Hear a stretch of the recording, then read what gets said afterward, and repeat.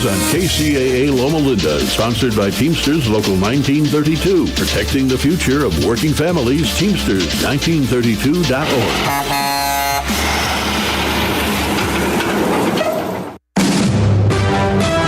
NBC News Radio, I'm Lisa Taylor. President Trump's Peace and Prosperity Tour in the Middle East is making a stop in Qatar. Today, the president announced new deals between Qatar and Boeing and the Department of Defense. Boeing will be selling billions of dollars worth of planes to the country, and the DoD will be selling top-tier drones. Trump also pledged his commitment for peace in the Middle East. There are over 1 million illegal immigrants living in the country despite having final orders of deportation. Acting ICE Director Todd Lyon says they're prioritizing the worst of the worst. However, during our investigations, when we are out in the communities, should we encounter someone that has a final order, ICE is going to uphold their sworn duty. Earlier this week, the feds in Texas said they deported more than 500 people and arrested more than 400 suspected illegal immigrants as part of a week-long operation in the Houston area. 2, they say, had homicide convictions, and 1 was convicted of sexual exploitation of a minor. Lisa Taylor, NBC News Radio. Not sure how much you know about Progressive Insurance. You may know us for insuring your home and auto. You may know a couple of our commercials. But what you may not know is that since 2013, Progressive has been honoring veterans with vehicle donations through the annual Keys to Progress Veteran Vehicle Giveaway Program, giving back to those who gave so much. Now, you probably didn't wake up today saying, I really wish I knew more about Progressive Insurance, but this seemed like the type of thing people wouldn't mind hearing about. Find out more about how we're dedicated to our customers and communities at Progressive.com. Progressive Casualty Insurance Company and Affiliates. One of the best ways to build a healthier local economy is by shopping locally. Teamster Advantage is a shop local program started by Teamster Local 1932 that has brought together hundreds of locally owned businesses to provide discounts for residents who make shopping locally their priority. Everything from restaurants like Corky's to fun times at SB Raceway and much, much more. If you're not currently a Teamster and you want access to these local business discounts, contact Jennifer at 909-889-8377, extension 224. Give her a call. That number again is 909-889-8377, extension 224. Tahibo Tea Club's original Pure Pouty Arco Super Tea comes from the only tree in the world that fungus does not grow on. As a result, it naturally has antifungal, anti-infection, antiviral, antibacterial, anti-inflammation, and anti-parasite properties. So the tea is great for healthy people because it helps build the immune system, and it can truly be miraculous for someone fighting a potentially life-threatening disease due to an infection, diabetes, or cancer. The tea is also organic and naturally caffeine-free. A 1-pound package of tea is $49.95, which includes shipping. To order, please visit TahiboTeaClub.com. Tahibo is spelled T like Tom, A-H-E-E-B like boy, O, then continue with the word tea and then the word club. The complete website is TahiboTeaClub.com or call us at 818-610-8088, Monday through Saturday, 9 a.m. to 5 p.m. California time. That's 818-610-8088, TahiboTeaClub.com. I always hear from our clients who hired another firm that they wish they'd hired DNA Financial first. Don't have regrets about your IRS tax case. Just hire the best in the first place. One owed $150,000 to the IRS and had spent thousands on another firm. We stopped the levies, negotiated a payment plan, and had their penalties forgiven. And while every case is different, we guarantee that we'll find your perfect resolution and get it done right. For a free consultation, call us at 866-201-0156. That's 866-201-0156. Then you can say, DNA did right by me. Meet Barkley. When Barkley smells gas, he leaves fast. When Barkley hears hissing coming from a gas appliance, he leaves fast. When Barkley sees dirt or water shooting from the ground, he leaves fast. Barkley then calls 911 and Southwest Gas from a safe location. Did that dog just grab a phone and dial 911? Gas lines can be buried anywhere, so remember to call 911 and Southwest Gas. Welcome to the Worker Power Hour with Randy Corrigan, a brand new show about labor and worker issues. The host of the show is Randy Corrigan, Secretary Treasurer and Principal Office and leader of Teamsters 1932, one of the largest public sector labor unions on the West Coast, representing workers in government and non-sworn law enforcement personnel. Randy Corrigan is a 30-year Teamster who first became involved in the labor movement by volunteering his time as an organizer with the Teamsters Union at the age of 21. Since then, he's helped thousands organize, mobilize, and achieve bargaining rights. He accomplished this by spending countless hours with brave men and women all over Southern California, in their living rooms, on the picket line, to bring workers towards victory. This is the Worker Power Hour. And now here's the host of the show, Randy Corrigan.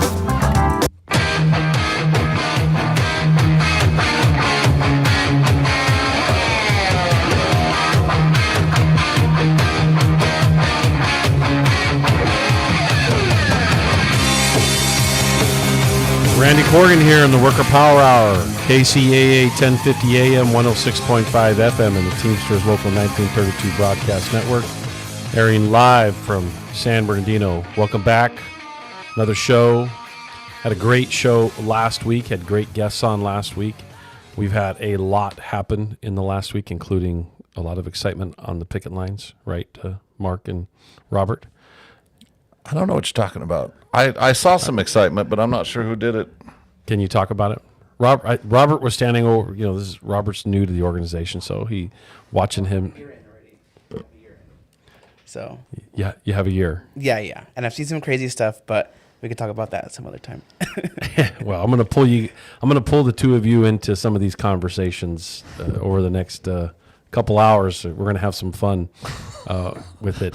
I saw a history lesson. Yeah. I gave a truck driver a history lesson, got him to understand that essentially every rule in trucking that benefits the driver was brought to them by the Teamsters. He listened at the end. Yes, he did. He absolutely did. But we've had a very exciting week. I'll be reporting on that in a few minutes. And I've also learned that my staff really likes it if I show up to a picket line at 3 a.m. before a staff meeting, that I seem to be in a really good mood if I'm on a picket line for 3 or 4 or 5, I guess in that case 5 hours before the staff meeting started. Yeah, that's better than Prozac for you. That's fun. Therapy for you, brother. I'm telling you, I have a great time on a picket line. I thought it was going to be the opposite. I thought you were going to go to the staff meeting mad, but I was shocked to learn that it was. Man, you get to take out all your frustrations on a picket line. That's what I love about it. Like all your energy gets released, and you get to educate people on the process. You get to explain to police officers that show up and try to violate your civil rights how they could leave. It's a civil matter. Right. I basically explained to them. I mean, I used more colorful words. We're on live radio here, so I can't use those words. But after we educated them on what to do, I told them you can leave now, and they did. And everybody's kind of shocked. They're like, I don't understand. Who's the most shocked is always the employer. The employer is like, we called the cops. How come the cops are leaving and the cops aren't helping us? Wait a minute. That's not what's supposed to happen. Right. It's because there's the law. And if you know the law while you're on the picket line and you know exactly how to utilize it, you're not going to allow your rights to be violated. And that is exactly what we've been doing. It's fun. And as an inside joke, there's still a 15-minute ordinance that they're still looking for it. They're still trying to find that 15-minute ordinance that we got away with for a bit. It's a different jurisdiction. Yeah, different rules. Yeah, different. It's over the city line, over the county line. No, it's good. I'll get into some more of those details earlier. But for those of you that have not been with me on a picket line, you have not been able to, in my opinion, enjoy me having an incredible amount of fun. Typically, it's a space that I feel like we can, workers are exercising their rights, and there's nothing more powerful than that, because every rule that workers have in this country, every benefit, every weekend, 8-hour workday, healthcare, whatever it is, all those rights were won by workers doing exactly what we're experiencing on a picket line. Workers withholding their labor in one form or another to prove a point is what drives it for everybody else to benefit. And so millions of people every day benefit from workers that have gone on strike, and those millions of people that have never had to go on strike benefit from those very things that those workers that went on strike for. It's always fun to be in the space where workers are exercising that, and they see how powerful that they can be. In this case, with a $44 billion corporation that they're exercising their right and withholding their labor from. And again, I'll get into those specifics a little later, but I just really wanted to, at the top of the hour, wanted to share my enthusiasm, especially for the workers themselves, these workers in Victorville, seeing what they're fighting for.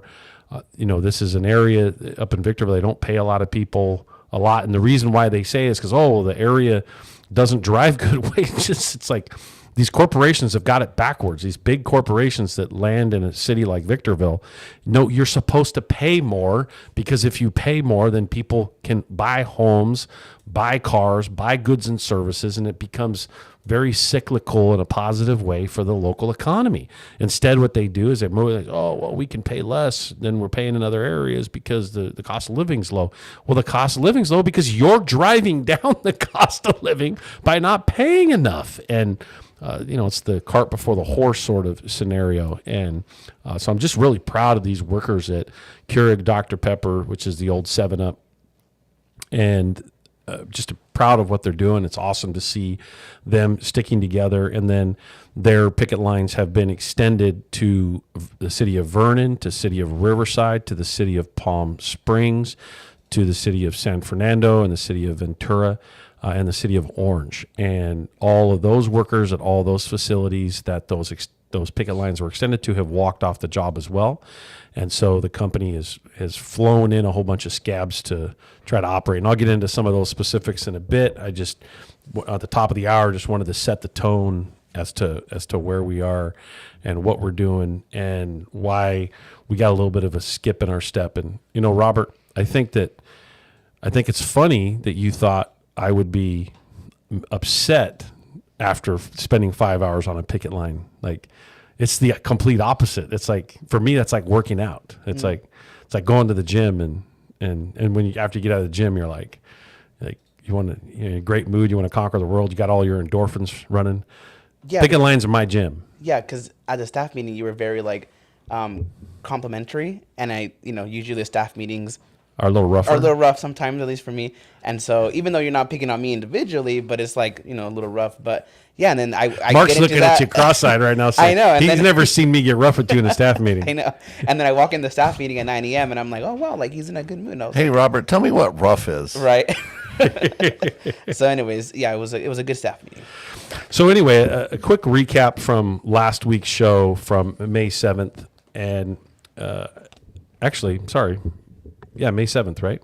Mm-hmm. Yeah, because today's the 14th.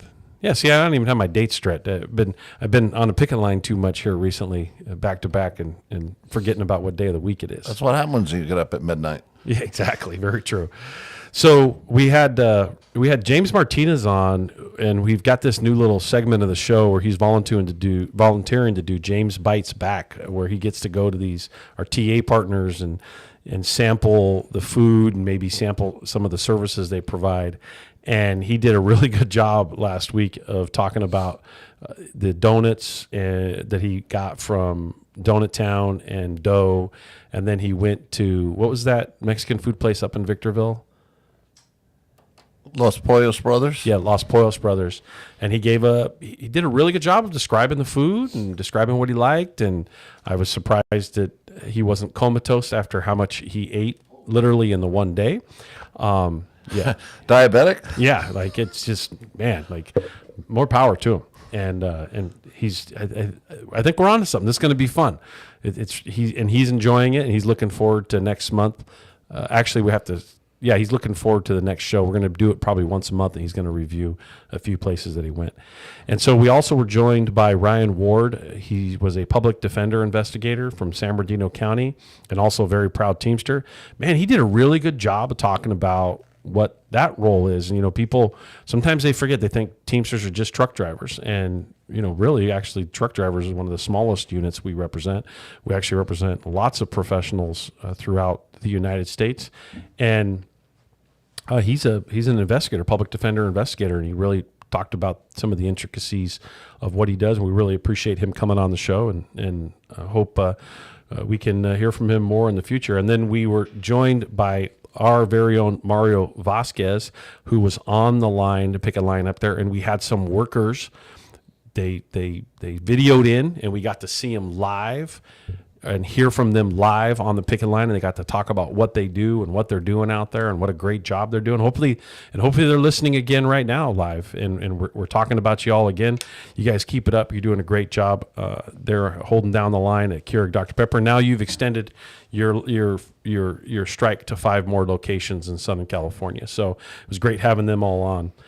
Just as a reminder to download the KCAA app in the Apple Store or Google Play Store. And if you want to reach our radio show, please contact us at radioshow@teamsters1932.org. And so the next part of our show is live shout-outs. I'm going to get into those. And we have listening live from throughout the area, whether you're listening on the app or you're listening on the radio or AM or FM, or you could be very well watching us here on the screen.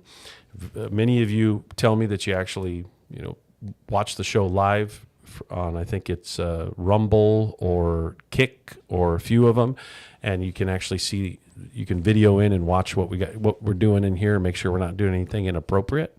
That would be allegedly on the picket line. Anyway. So we have Andrew Marquez from West Valley Detention Center Medical. We have Ryan Ward. He is listening in live. We had him on. Thanks for coming on the show last week. We had Kat Cato from Public Health. Good to see that you were up on the line actually a couple days ago, by the way. Thanks for getting out there, Kat.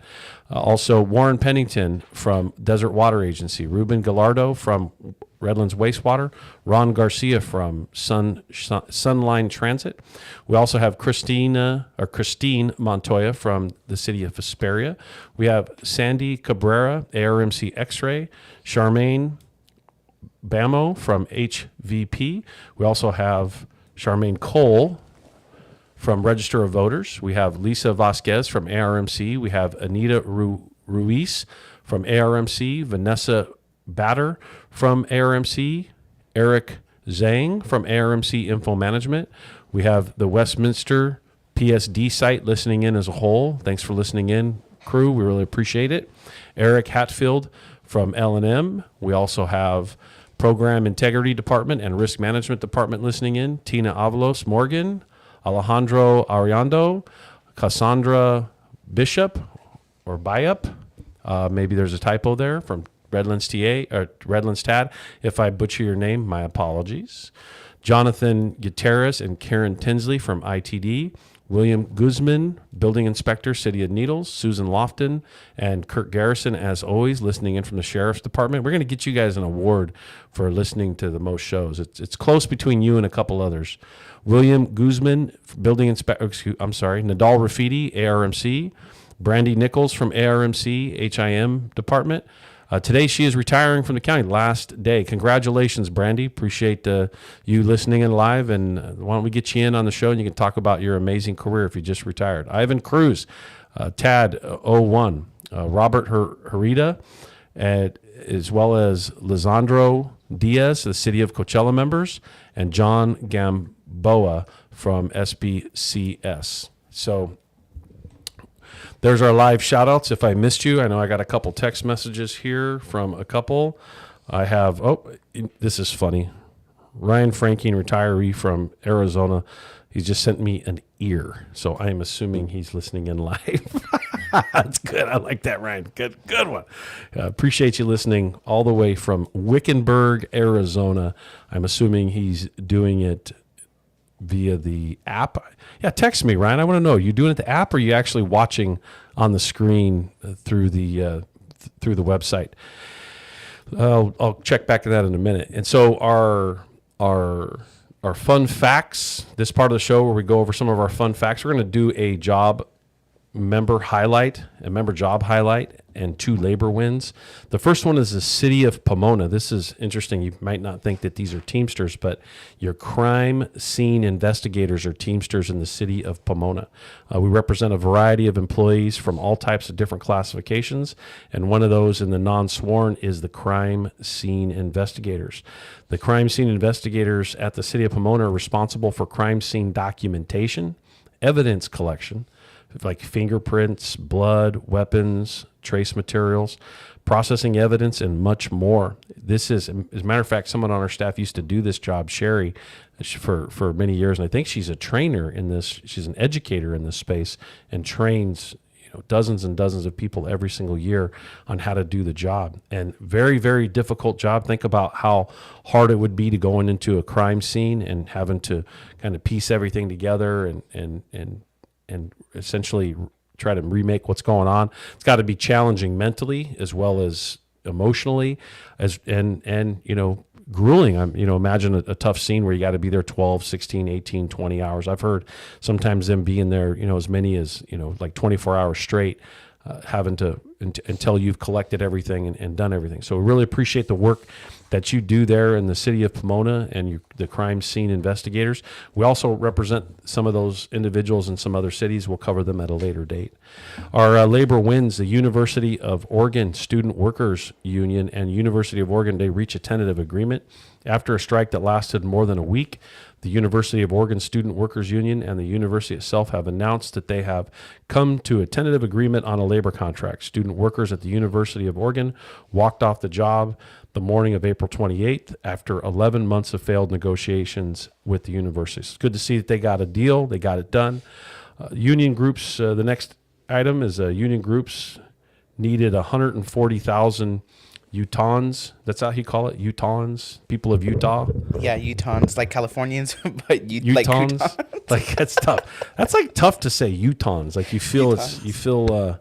I wonder if they call themselves Utahns. Is that a new utensil? Yeah. Utahns.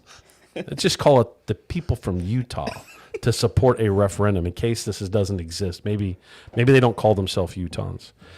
They got more than 250,000 signatures. Labor groups. As a matter of fact, we're going to have someone on the other side of the show at the 3:00 hour that was part of making sure that this happened. And labor groups had 30 days to get 140,000 signatures to put a referendum on the ballot asking Utah voters if they want to repeal a new law barring public employee unions from negotiating contracts with their government employers. They ended up with over 250,000 valid signatures, making it the most successful signature gathering effort in the state, in their history of the state. According to the Lieutenant Governor's office, racking up more than 100,000 more names than the previous record set in 2018. And ironically, that was set because of medical marijuana. And so labor has beat medical marijuana as far as an initiative is concerned. That makes me proud if we can always beat out pot, marijuana, cannabis, whatever we want to call it. So what I'm going to do with news is I'm actually going to kick news to the other side of the break that we do on the bottom of this and the bottom of this show, and I'm going to bring in our Teamster Advantage partner. Our Teamster Advantage program is one of our, at least my favorite program in the organization, because we have more than 1,000 small businesses connected to our network, and it's our contribution to advertising for them for free. We bring them on a radio show. We have them as part of our app. We send out push notifications as part of the Teamster Advantage app. We remind all of our members to try to shop local, stay connected to local businesses, and instead of going to the big box stores or some big corporate owned entity, make sure that you're participating with small business, because the small business owners and those that work for the small businesses, they're middle class people just trying to raise their family, get their kids to sports like everybody else is. And we got to really spend time purposely advertising for them and helping them, and as part of our partnership with more than 25 chambers of commerce throughout the Inland Empire, it's part of us bringing an awareness that unions are good for the local economy.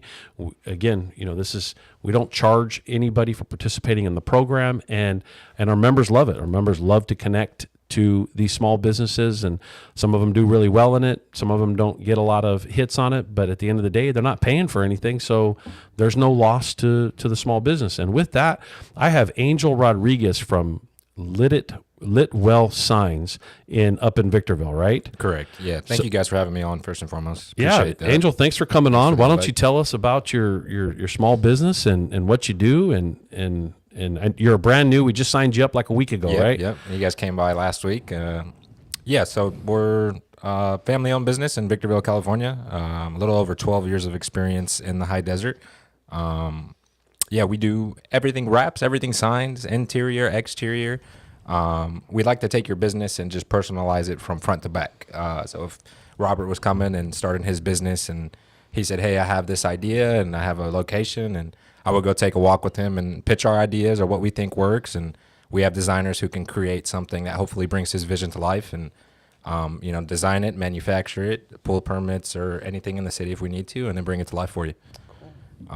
We do a lot of work in the high desert, SoCal, as far out as Vegas, Barstow, all over California. As we continue to expand, we changed the name. So prior it was 760. We changed to Litwell Signs. As we expand, we look forward to working with you guys.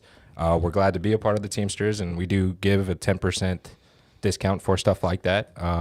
Just a little rundown.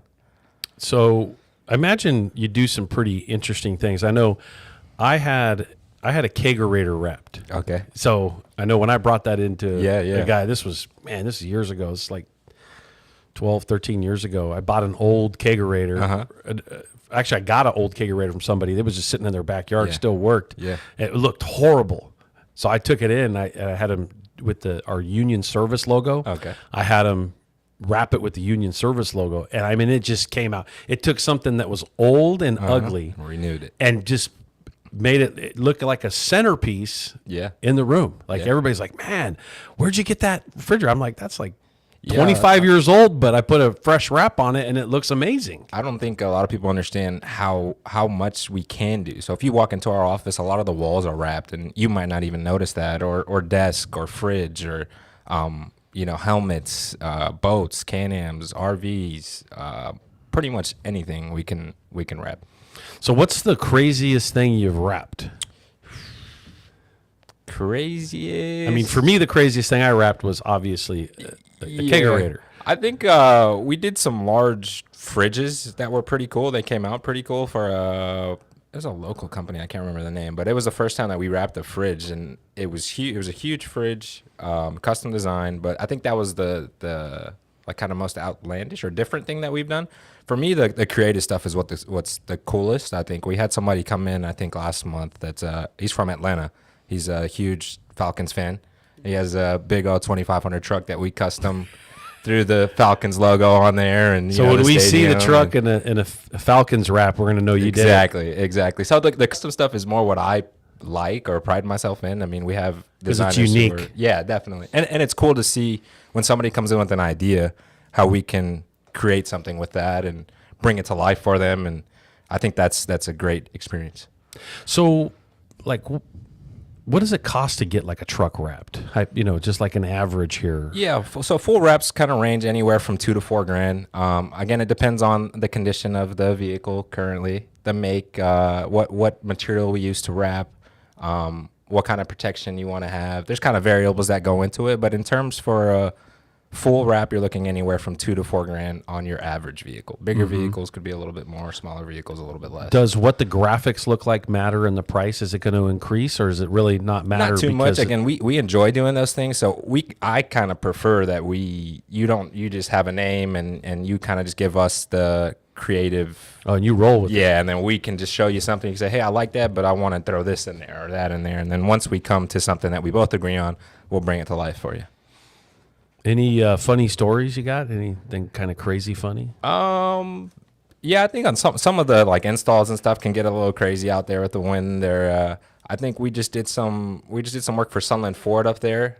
It was pretty cool. They got a commercial going, and we wrapped some of their vehicles. So I think us being in the community and seeing people and just seeing the work out there is that's the coolest thing. I don't know if I have anything too funny. It's more serious, not serious, but you didn't have a like a boyfriend, girlfriend, or husband and wife like get in a fight or something, and then maybe reconcile, and then somebody had to put the husband or the wife. Oh yeah, the wife face is always on right the, on the Yeah. car.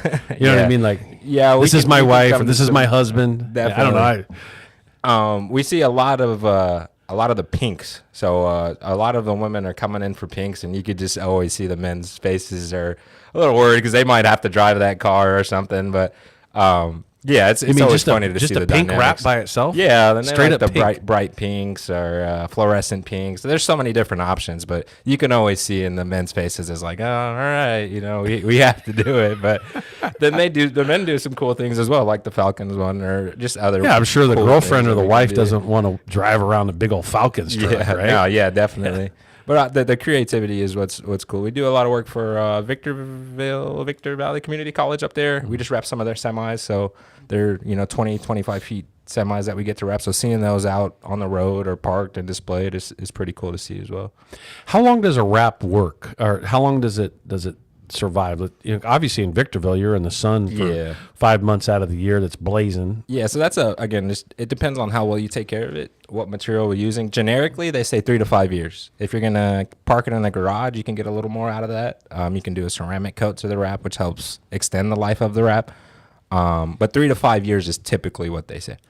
Okay, well, and I love this 10%. I mean, imagine you do something that big of a price tag. That's a big pop for it. Yeah, our main thing is great discount. What I want to do is build a relationship with you. So again, this might be your first business. It might be your first go around. I care more about building that relationship so that when your second, third, fourth business open, we're the guys that you come to. Yeah, this guy's thinking ahead. Anything else you want to cover before we take a quick break and go to our next part of the show? This is where you get to just talk. check us out. Have you been telling everybody you're going to be on the radio? Yeah, I've been telling everybody we're going to be on to tune in and check it out. Again, I appreciate you guys coming by. If you guys want to check us out on Instagram, it's at Litwell Signs, LITWELL_SIGNS. You can see some of our work on there. And then if you guys have any questions or anything, obviously feel free to reach out. And we'd love to work with you. Well, I'm sure you've driven around. You drove around the building, and you see we love our logo, right? Yeah, because we got a logo everywhere. Yeah. So any ideas, not necessarily right now, but any ideas you can come up with, we have a bunch of billboards in the area, electronic billboards. Yeah. We obviously have the radio show. We're all about getting our brand out. So Definitely. if there's things you can think of to help us along, that we could utilize you for, we're definitely. We're in, so feel free to get creative. Definitely. That logo you have right behind you, the Worker Power logo, we're really pounding that, and we see a lot of people are really enjoying that. So feel free to definitely. just don't repeat that logo. We'll come hunt you down. Yeah, we won't. We'll have a picket line at your facility. Definitely won't.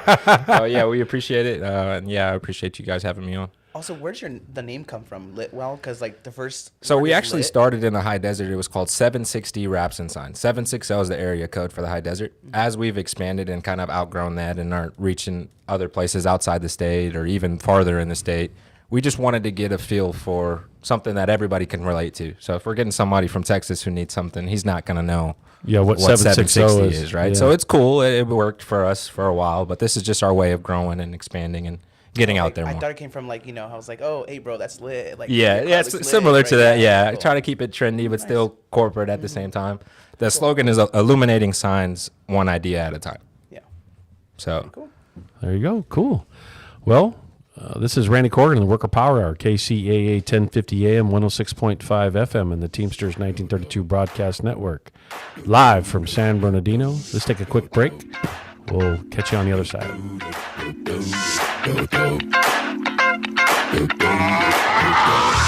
This shit that ice cold Michelle fight for that white gold.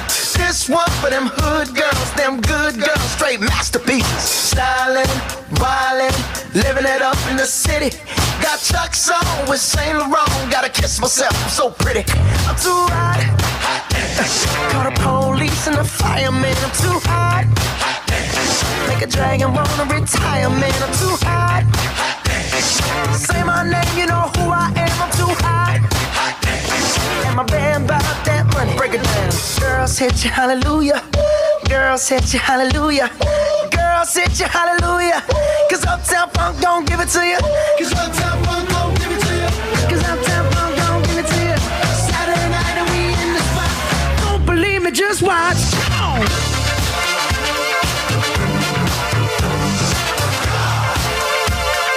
Don't believe me, just watch.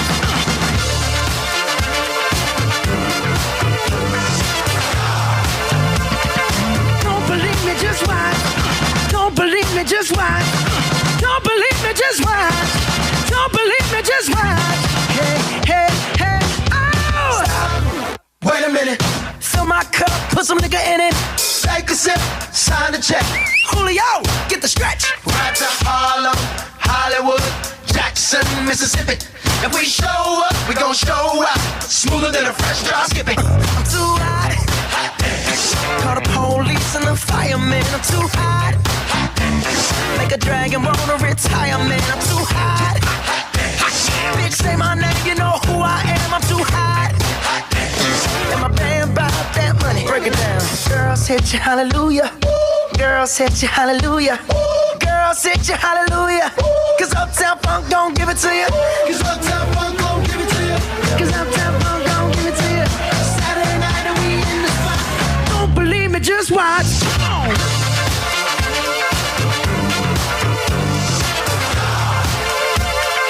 Don't believe me, just watch.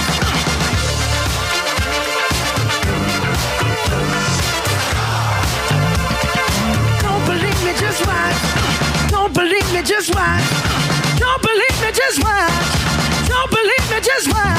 Hey, hey, hey, oh! Before we leave, let me tell y'all a little something. We're back.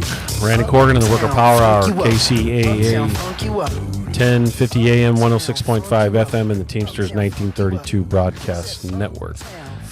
That was pretty good. He was great. That was great. That was a nice. I didn't have to help him along. He did a good job of describing the business. That was really good. He did a great job. Sounds like they're covering a lot of ground. Yeah. It looks like a lot of people are moving to Wraps. I talked to him about the lights out at the Needles office. Mm-hmm. He goes, "We'll come out there." That's nice. Yeah, great. Yeah, especially not being limited on distance. Him, willing to go to Vegas and expand it. They're out hustling. That's good. That's awesome. So I'm gonna get into some labor news and all that this side of the hour. We got a lot of stuff going on. A lot of stuff's been happening, and a lot of stuff in the local. Actually, a lot of positive stuff been happening where people have been getting terminations overturned and reduced, and getting contracts that are ready to be ratified, tentative agreements done.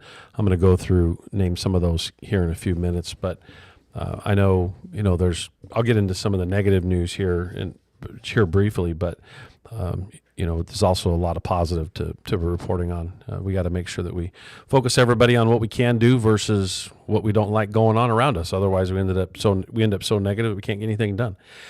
In California, it looks like the Democrats are seeking to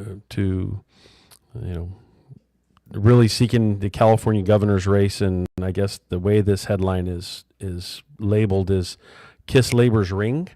Really realizing that labor has a big influence in the outcome of elections, and they're working pretty hard. This week, the California Labor Federation is actually hosting their annual legislative conference, where a panel that hosted last night for candidates running for governor, and Lorena Gonzalez, head of the California Labor Federation, and Chris Hannon, president of the building trades.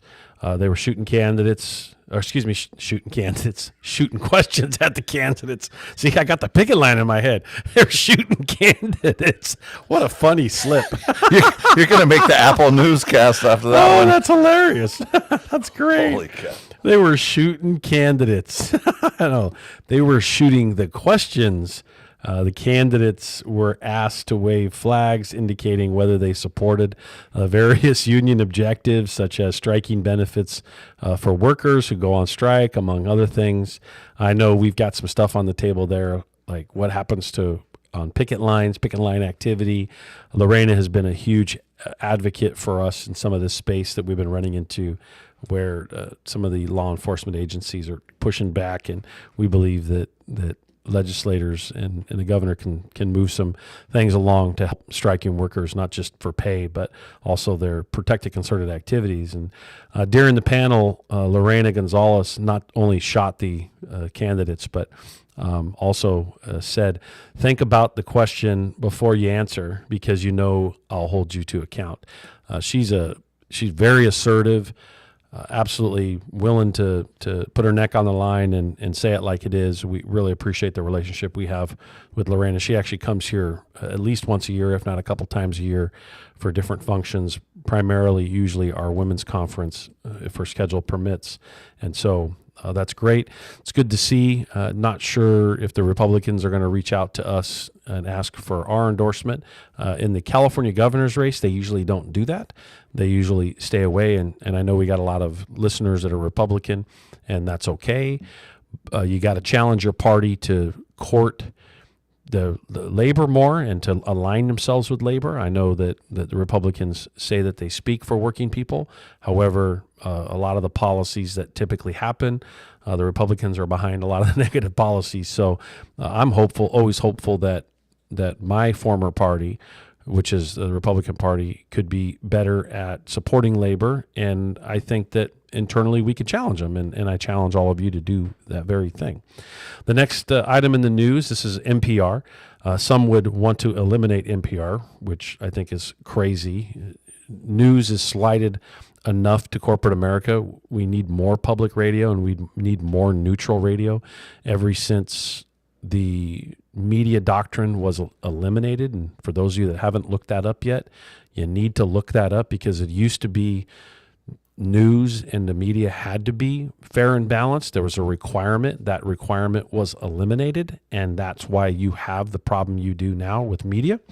It is way too sided one way or the other, and it's now entertainment. It's not really news anymore, and we need more organizations like NPR, PBS, public broadcasting, and really neutral news to tell it like it is, versus it always having some sort of slant or spin. And so NPR has reported that federal employee unions fight for survival as Trump tries to eviscerate them. Trump has argued that having to negotiate with unions over workplace matters impedes his ability to manage the government as he sees fit. I find this quote absolutely hilarious.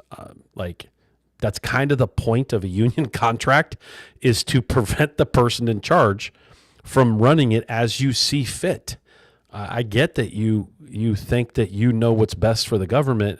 I'm not as trusting of somebody who's bankrupted multiple organizations multiple times over their career. So I think it's really imperative that workers have a union contract to help protect them from the whims of a powerful individual or somebody who is in control. And so the New York University Law Review article by Nicholas Handler, who's an associate professor of law at Texas A&M School of Law, argues that collective bargaining serves as a check on presidential power. And I think it's really important to recognize that, because even in big corporations and big companies that want that there's a lot of them that don't oppose unionization, because they realize that there needs to be a union contract in place to hold a balance for supervision or managers or those that are in charge.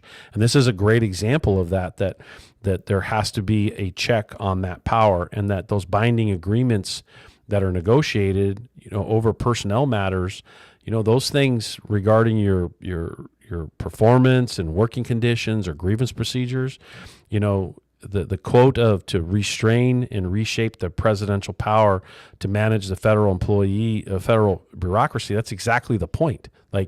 You can't allow an individual person to just whimsically say, well, I don't like certain people, I don't like certain situations, and I don't like stuff, and just wipe out let's say, policy, working conditions, or how reviews are handled, or how someone's performance or hiring practices, whatever it may be.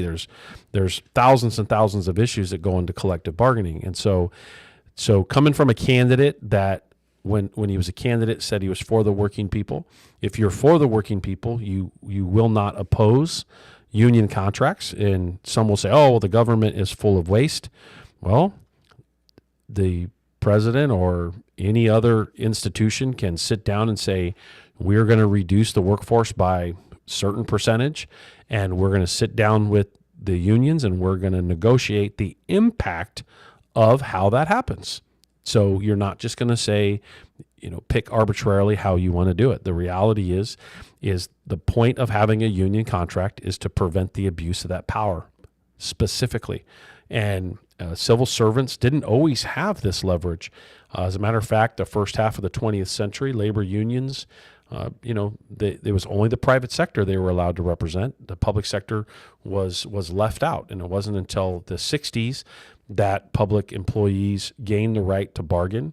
And now, it's supposed to have good benefits, and we can see over the last few decades that retirement plans and benefits and pay in the public sector has eroded as a result of it. I'm not saying for everybody, but I know that we represent 15,000, actually we represent 16,000 public sector workers in the Inland Empire here at the local union. And I can't imagine what these employers would do if there was no collective bargaining for them. Imagine if the cities and the county and everybody could just do whatever they wanted. There'd be no check on them. That's not, that's not going to bode well for them. The best example I could give is police officers. In the 1950s, 60s, matter of fact, there's a lot of corruption. They were on the take, and they didn't get paid well. And that's what you get when the money is not there or being spent in a way that's going to take care of those that are taking care of the community. So it's really important for us to pay attention to these things and make sure that balance is there, and we remind everybody that we are not just going to roll over here. Just as a great reminder, air traffic controllers in the 80s were fired en masse, and that was Reagan, who was endorsed by a lot of unions at the time. And, he now it's funny to see all these challenges. You see TSA losing their collective bargaining rights.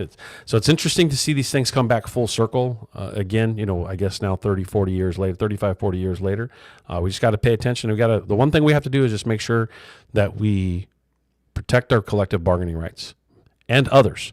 Don't just sit on the sidelines while someone else is being swiped away, while someone else's rights are being kicked to the curb, and say, well, it doesn't affect me now, so I'm not going to say anything. Well, any of that attitude won't bode well in the long for us. And quite frankly, when you see hundreds of thousands of workers losing their rights, arguably millions, at some point it's going to come and it's going to land on your doorstep too. And so Colorado, and the next thing in the news, Colorado has they got this weird right to work law in the state, and their so-called blue status is kind of tarnished a bit by this prominent red mark, and they've always had this kind of pseudo right to work element where even after somebody had won a union election or won election, they also had to have another vote afterwards to have union security in it. So there was like always two votes, and that's kind of ridiculous. But the legislature passed SB 25-005, which eliminates the requirement for a second election to negotiate a union security agreement. That's the contract. However, the Democratic governor says that he plans to veto the bill to keep the state aligned with right-to-work states, which is like, and please look up the history of right-to-work. Please. This isn't a partisan issue. This is really a human rights issue. And, right to work laws clearly identify and recognize that they support corporate America. And, you know, I think corporate America is doing plenty fine. They're in control of our country right now. So, and they're making money. They're deciding to do what they want on a large scale. In a lot of ways, it hurts the little guy. So, you know, with that, let me move on to IBT News. Teamsters call on Texas lawmakers to support driverless vehicle bill. The Teamsters are calling on Texas lawmakers to pass House Bill 4402, which is HB 4402, critical legislation requiring trained human operators in autonomous vehicles. Following its passage out of the Texas House Committee on Transportation, and from what I understand, this is bipartisan. The push for AV regulation comes as the tech company Aurora begins operating fully driverless vehicles on Texas roads, despite serious concerns about safety and accountability. The company announced plans to remove safety drivers from its trucks starting this month. Let me know how that works out for you when you run over a family. It's bound to happen. It's going to happen. We know it's going to happen.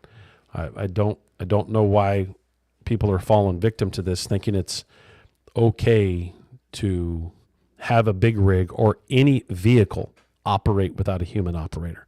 Fine, you want the vehicle to run itself, but you should always have a human inside of it to be able to take the controls to deal with the things that a computer can't deal with.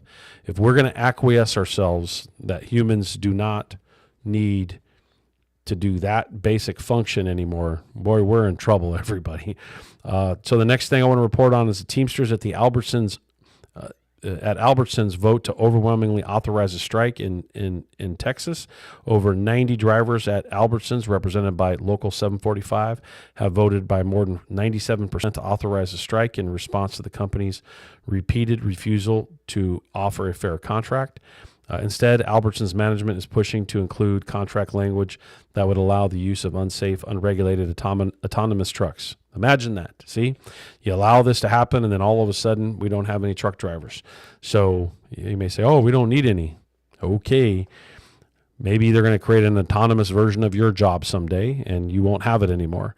I guess some people are just okay with that. I'm not, and I think that the vast majority of the people are not. So let's get our heads on straight and make sure that we support these workers. And it looks like they're probably going to have to go on strike. So we support the efforts of Teamsters Local 745. And my favorite discussion of the hour, which is the Teamsters strike at Keurig Dr. Pepper, which is happening as we speak. The picket line is going on right now in Victorville, Riverside, Palm Springs, as well as Vernon, San Fernando, Orange, and Ventura. Members of Local 896 at Keurig Dr. Pepper in Victorville have been forced to go on strike over unfair labor practices with over 150 workers fighting for better wages, stronger pension, and to recoup an unpaid arbitration award. Let me tell you how petty this company is being on the arbitration award. So they arbitrated a case regarding attendance, and there's a collective bargaining agreement. In the collective bargaining agreement, you agree to arbitration, and both sides always know that whenever the arbitrator rules, you agree to. And the company lost the arbitration, union prevailed, and it led to a few $1,000s for most workers in back pay that they were going to have to be paid as a result of that outcome. And that outcome came in like November or December, and the employer has decided, no, we're not going to pay it. We're going to appeal it. So you may normally when you hear, oh, you got the right to appeal things, I'm going to tell you in my job, in the 30 years I've done this job, I have only heard of an appeal happening less than 5 times in my entire career of an arbitration award. It usually only happens if like the arbitrator really, really stumbles or does something kind of pretty crazy or bad or you know, you could tell maybe they're out of their mind or something while they were processing it. But it's about as rare as it happens because the contract mechanism is the arbitration award is final and binding. So you have to prove some sort of level of incompetence or something very extreme. And so for KDP, Keurig Dr. Pepper, to not pay this situation tells you that this $44 billion company is just out of control.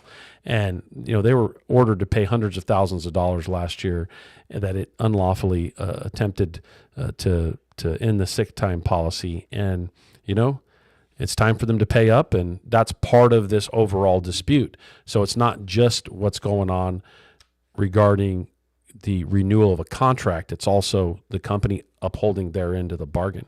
And so that takes us to the 1932 members who are honoring this picket line and this labor dispute that is now extended from Victorville down to, let's just talk about Riverside for a few minutes, because that's where all of us that are sitting in the studio right now has been spending most of our time. And, for those of you listening, I'd encourage you to get out there. I think it's really important. Get out there, walk the line, talk to the workers that are experiencing this. Sometimes there's a lot of people on the line, sometimes there's not. Making sure that everybody's engaged in this process is really an important part of labor, and it's an important part for you to recognize, especially if you've never had to go on strike. The best way to experience a strike is not when you go on strike the first time. It's actually to go help someone else first. So get out there and help your fellow worker in the area in this space. I think it's really important for us to always occupy this space. And it's just a reminder, we also can have a lot of fun out there. Isn't that right, Robert, Mark? What do you guys got to say about that? You want to go first, Mark? Oh, yeah. You smile a lot at 3 o'clock in the morning when you're on a strike line. Oh, yeah, because I know I'm going to make a company miserable. I didn't even have caffeine yet, and what you were doing woke me up. Yeah. Well, one of the funniest things I forgot, somebody had to remind me of, I think it was Carlos that reminded me of it, when I was reading somebody the Riot Act. I forget who it was. I think it was the cops. Whoever I was reading the Riot Act. And for those of you that don't know, I got a very loud voice. Huh? And there's donkeys, wild donkeys in there. Oh, yeah, that was funny. Was that hilarious? At the top of the hill behind the building, apparently me yelling at everybody had You woke them up. Yeah, had drawn the donkeys, because it was right as the sun was coming up, right? They're coming up over the hill like, Yeah. what the? It was like a movie moment when they were walking up the hill, and I can see them because I'm observing the scene as you're going off on somebody, and then they stop, and it was 4 of them, like a little family, and they turn, and it looked like they were literally looking towards the scene. And I pointed it out after you had done your stuff, and then that was just really funny. It was cool. They were like, what's going on down there? Yes. And so, they're up, 70, 80 feet on the top of this hill that's right behind the building. Yeah. And they're at the very crest of it. You can like, see well, the good sun morning. is coming up, so the sky is brightening up. Mm-hmm. And yeah, they're like looking down going, good morning. What's all the commotion down there? And, Yep. and, a few minutes later, they're hee-hawing and stuff like that. But I'll tell you, Honey, the humans that's a are new doing one. it again. Yeah, that's a new one. I have a picture of it too. I have it on. Did you take a picture? I did, yeah. Yeah, I've not experienced a situation where the donkeys decided to roll in and enjoy the scene. So that's a new one for me. They But could have joined the picket line. yeah. So what was your guys' favorite part of the last couple of days on the picket line? Mine was the independent trucker who demanded respect. Oh yeah. We had to educate him on how the Teamsters built the industry. I wish I could repeat what you said when he said, I just want some respect. Well, when the insult started, one of the things I did ask him was if the owner of that truck made him shine those wheels. Yeah, and then the conversation degraded quickly, even more after that. He tried about 3 good times with you, and each time you could see the look in his eyes like, maybe I should let this go. How about you, Robert? What was? I think it's all fun and jokes and stuff, with the donkeys and stuff, but to witness the workers, especially in Victorville, because that's where it starts. Obviously, 896 represents 7-Up or Dr. Pepper Keurig workers at that facility, and they don't have a pension, right? And so when I was doing my comm stuff and interviewing some of the workers, they were like, well, our brothers and sisters down the hill have a pension and they have better benefits and stuff like that. And, hearing them talk about their stories and stuff like that, it makes you being on the picket line feel way more comfortable, having those conversations. So that was fun. But then the sad part was, when the company starts busting all these Scabs in. These scabs in. Let's talk about this on the other side of the hour. Let's Oh, pick yeah. this up because we only got a couple seconds left. Sure. So this is Randy Corrigan in the Worker Power Hour. We got to go to break here in a minute. KCAA 1050 AM, 106.5 FM, and the Teamsters 1932 Broadcast Network. Longtime organizer, first-time radio host. Live from San Bernardino. Take it away, Mark. NBC News on KCAA Loma Linda, sponsored by Teamsters Local 1932, protecting the future of working families. Teamsters1932.org.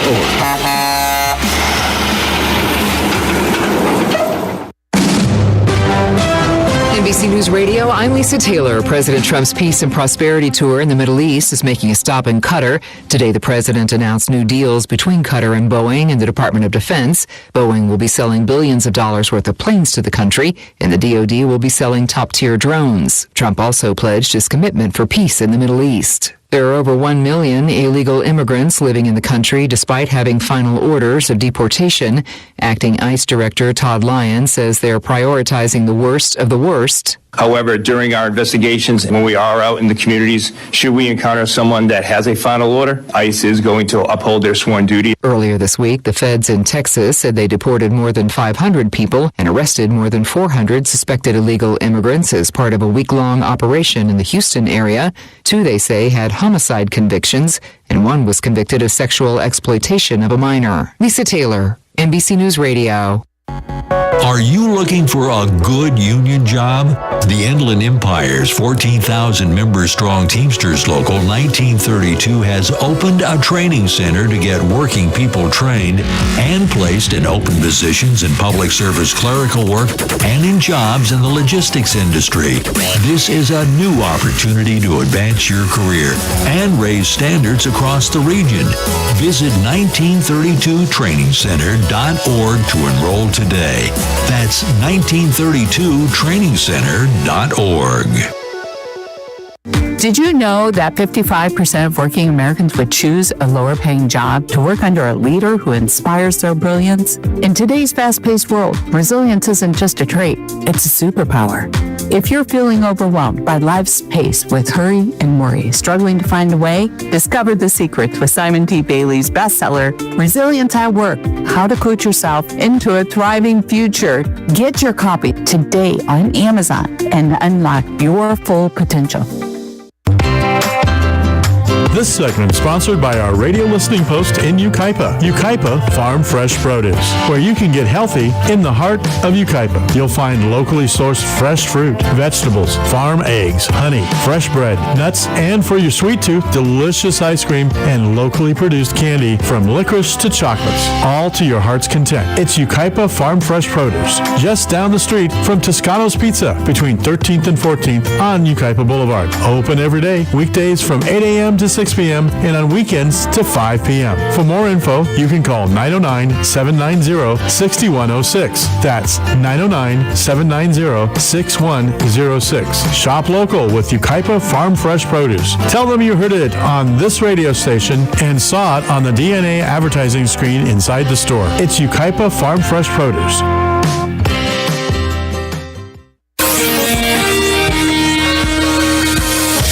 For KCAA 1050 AM, NBC News Radio, and Express 106.5 FM, a Rancho Cucamonga man has received a 12-month prison term for illegally possessing sensitive technology that ended up in the hands of the Chinese.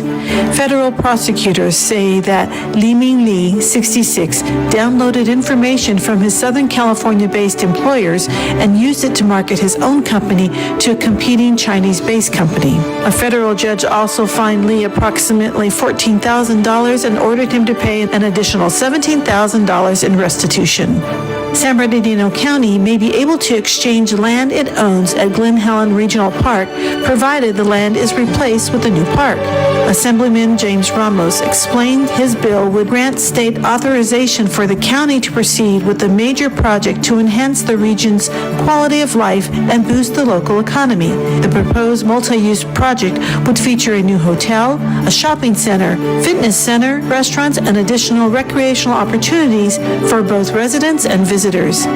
In Riverside, a mother left her newborn infant abandoned near a dumpster at Riverside apartment complex. The newborn baby boy was discovered breathing and crying with the umbilical cord still attached, is in good health at Parkview Community Hospital. There is a law in place, the California Safely Surrendered Baby Law, which allows the surrender of newborns without fear of imprisonment, no questions asked. Weather in the Inland Empire warming up a bit with highs in the high 70s and lows in the low 50s. For NBC News Radio, KCAA 1050 AM and Express 106.5 FM, I'm Lillian Vasquez, and you're up to date. KCAA, keeping California alert and aware.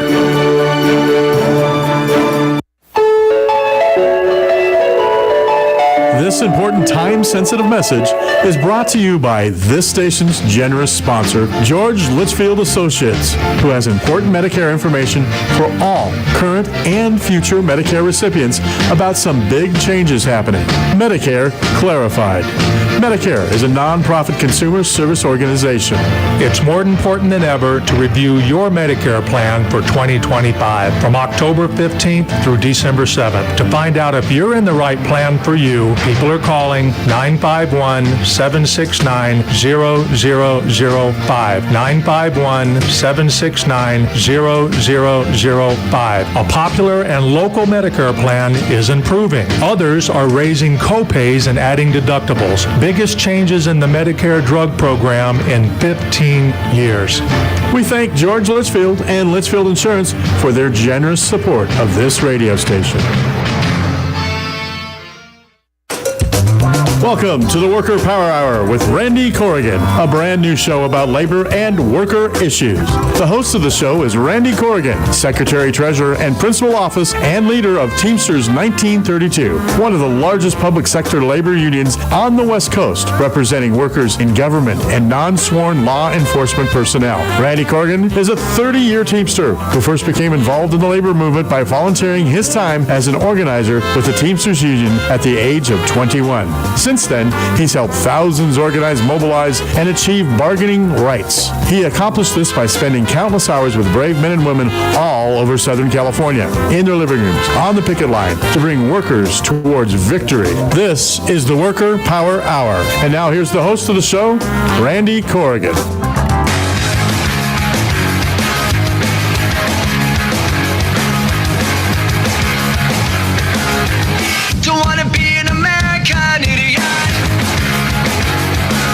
We're back. Randy Corrigan in the Worker Power Hour, KCAA 1050 AM, 106.5 FM in the Teamsters 1932 Broadcast Network, airing live from San Bernardino, California.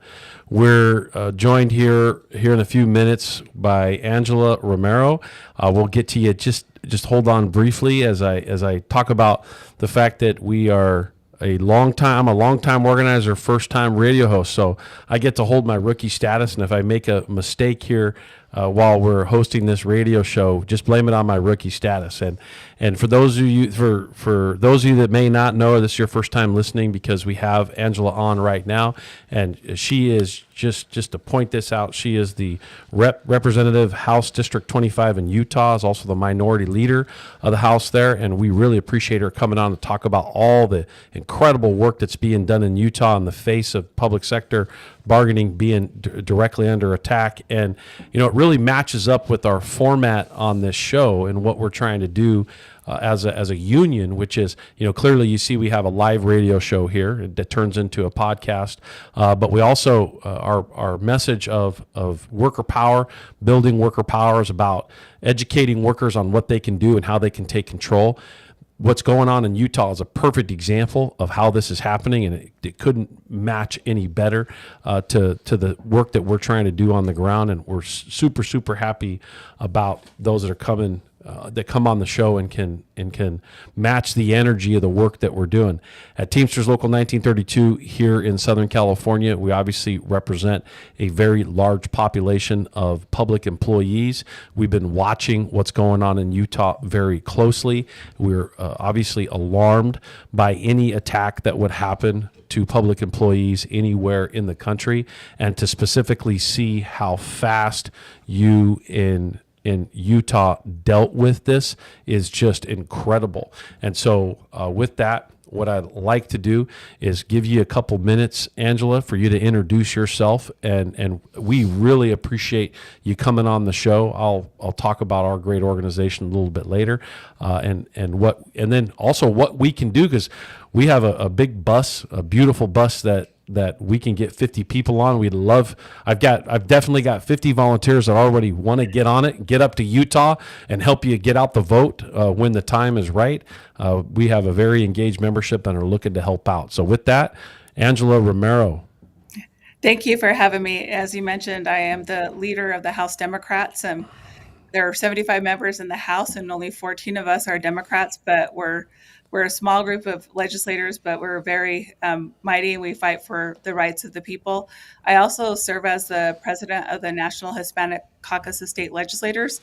So I organize at a national level, and many of the unions support our organization, fight for immigrant rights, and just fighting for people in general. And I think that's what you saw happen here with HB 267, with the public sector labor union amendments. I work for the city of Salt Lake City. I'm in management, but I'm very supportive of our unions and what our unions do for us. So when we saw this bill come forward and we saw conversations and negotiations going on behind the scenes, we knew that it had to be an up and down vote. And we knew if we did this referendum and working with the Utah Education Association and other organizations, that we would be able to get it on the ballot for 2026, which is what happened.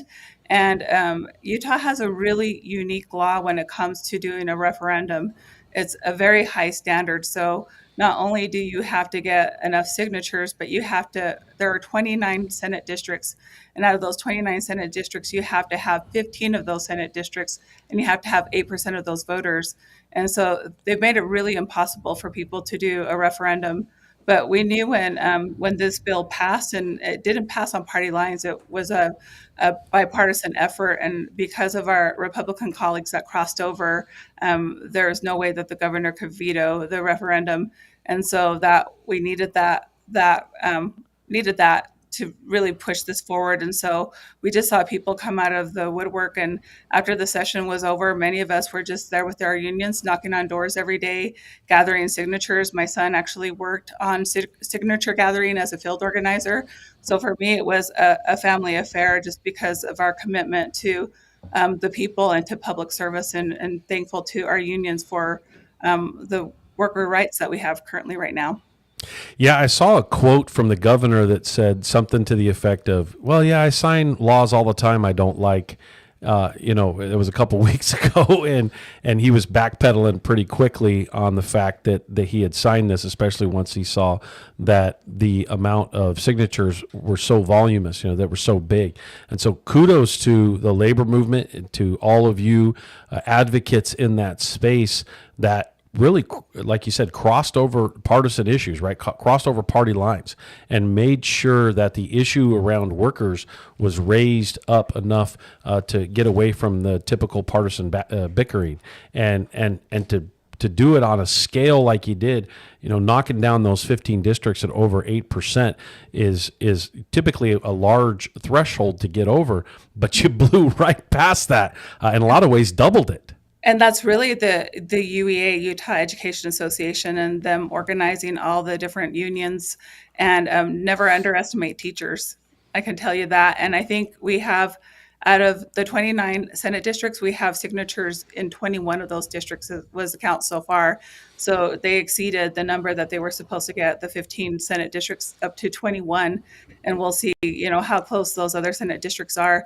But I think this is a really good message to my colleagues in the legislature when it comes to unions and what's going to happen in 2026. So I'd love to see candidates on both sides of the aisle that are more union friendly. And I think this is a strong, clear message, because I'm telling you, every year we've seen union rights chipped away slowly here in Utah.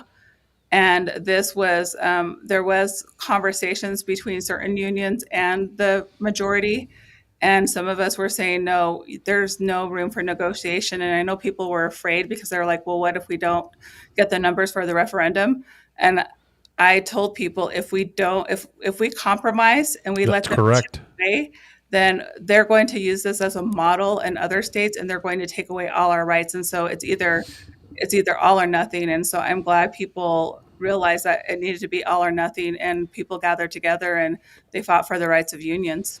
You're right. Anytime there's an attack on bargaining, this is something that I hold near and dear clearly as a labor leader, but most specifically, if you look at the history of how protected concerted activity was won, the first piece of it being enshrined into law was in 1934 under the Wagner Act. Ultimately, 1935, it converting to the National Labor Relations Act. And the argument for protected concerted activity and ultimately collective bargaining was won out of the freedom to assemble and the freedom of speech that workers did not have prior to 1934.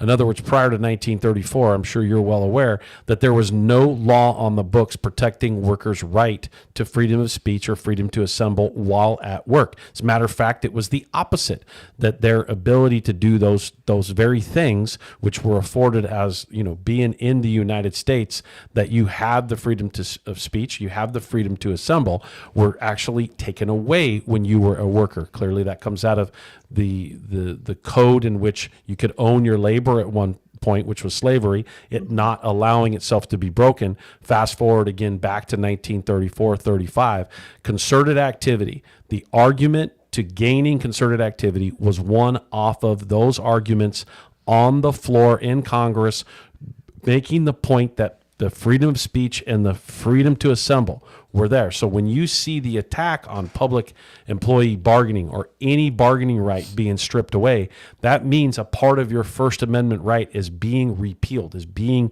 stripped away, is being taken back.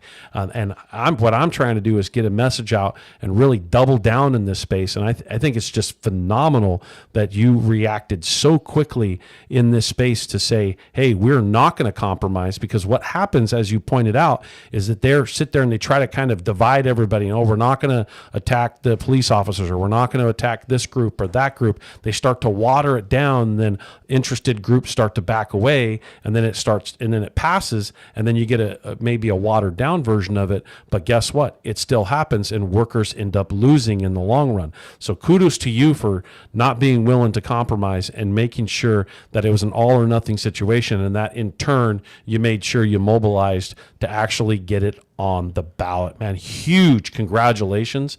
And I want to take it one step further. One of the things that I said while this was going on was on Friday, because the governor signed AB 267 on a Friday. And I personally believe that all the public employees on that Monday should have taken a position Friday that Monday we're not going to work. In other words, police officers, firefighters, teachers, everybody. I know everybody doesn't necessarily agree with me on this, but I think that if all of them took that position, we're not going to work, you took away our rights, we're not going to work, I think everybody would have scrambled to try to fix it a little bit quicker.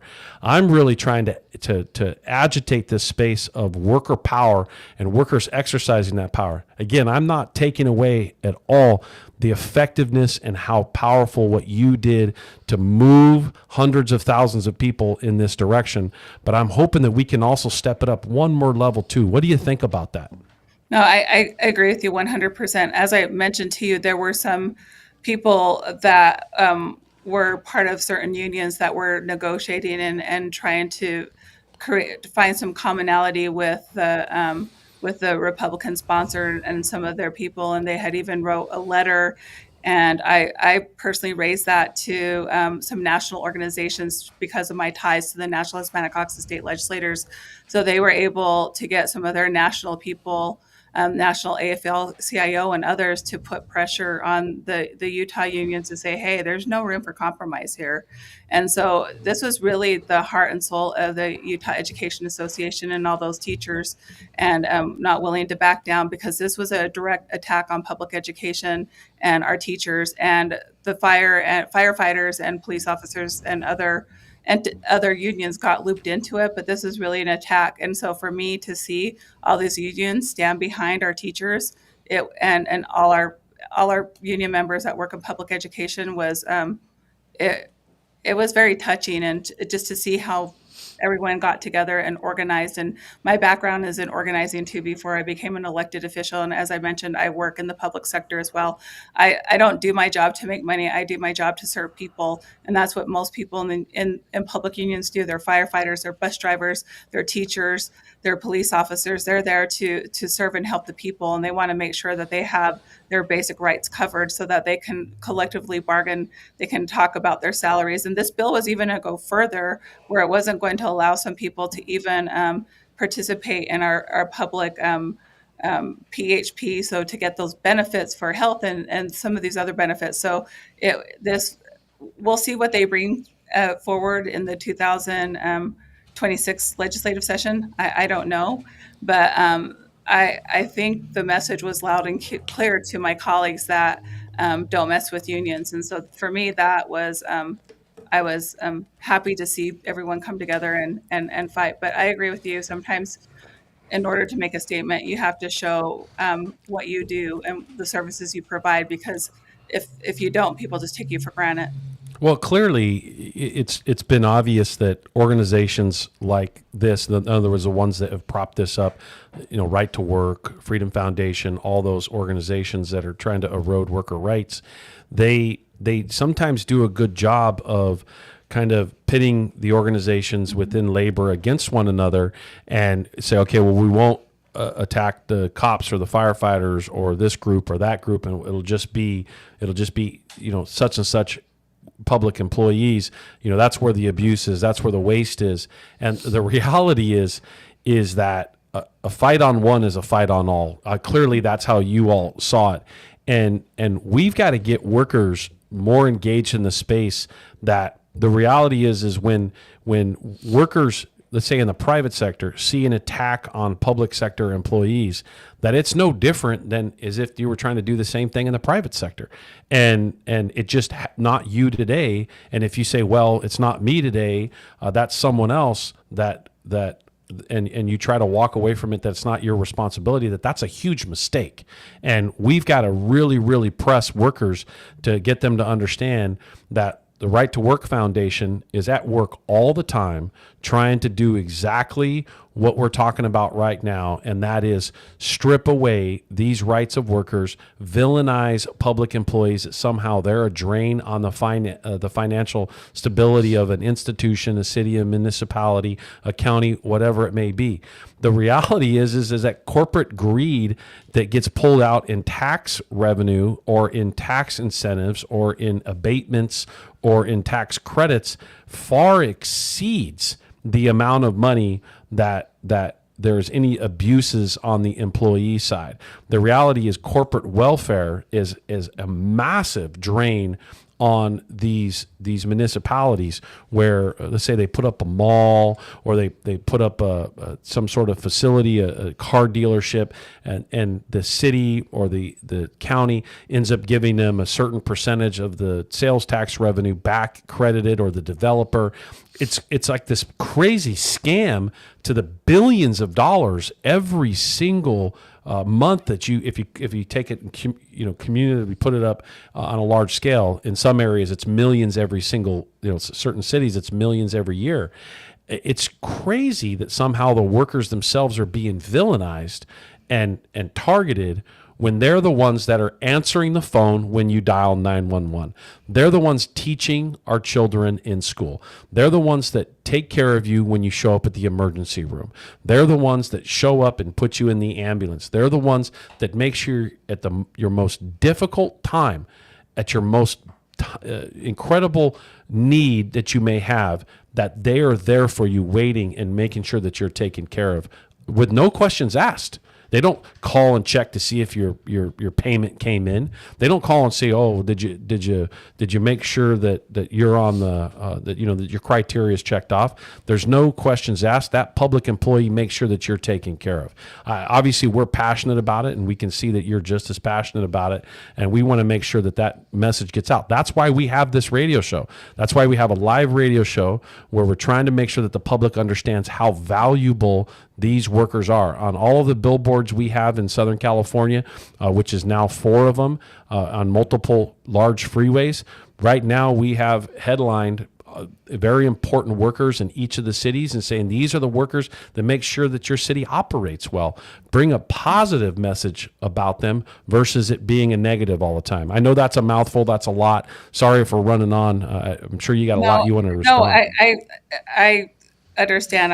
As I mentioned, when I'm not in the legislature in Utah, I have the privilege of working for the city of Salt Lake. I've worked for the city of Salt Lake for almost 24 years. And people, say, well, why didn't you want to change your job? And I go, I chose a career to serve people and to take care of people and to make sure that people's children are safe. I'm in the Division of Youth and Family Programs.